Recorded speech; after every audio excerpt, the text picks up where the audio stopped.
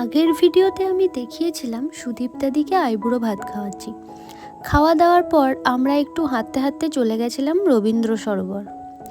Restaurant থেকে রবীন্দ্র সরোবর খুব কাছেই ছিল।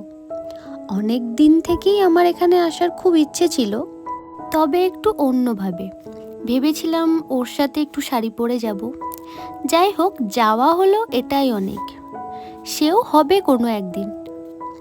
আমার যেমন শান্তিনিকেতন খুব ভালো লাগে, তেমনই কলকাতার কয়েকটা জায়গা খুবই ভালো লাগে।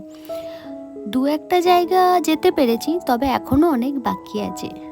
এখানকার অনেক ভিডিও আমি দেখেছি, তাই এক্সপেকটেশন লেভেলটা একটু হাই ছিল। কিন্তু কিছুটা ঘোরার পর আমার মনে হলো বোলপুরের সায়রবীথি পার্কের মতো।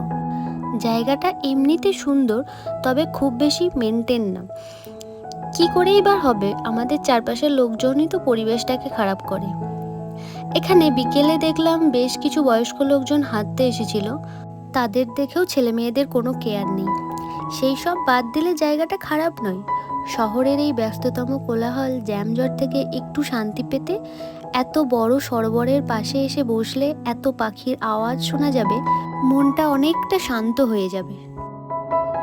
আমি যেহেতু গ্রামে থাকি, আমার বাড়িতে এত গাছপালা, নানা রকমের পাখি ছাড়াও কত রকমের জীবজন্তু যে দেখা যায় তার ঠিক নেই।